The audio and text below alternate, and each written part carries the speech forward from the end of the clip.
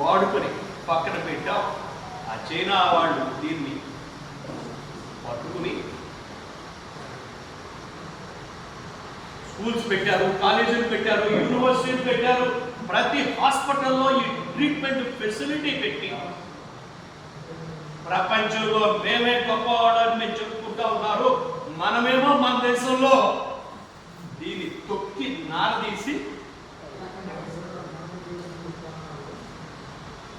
చూసుకోండి. మీరు ఏ హాస్పిటల్లో అయినా యోగా డాక్టర్ ఉన్నాడా?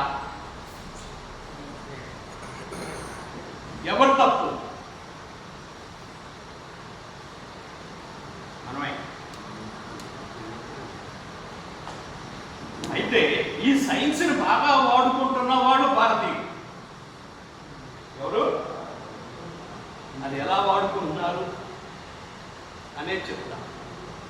వాడుకుంటారు కానీ ప్రోత్సహించట్లేదు. ఈ ఎడ్యుకేషన్ కానీ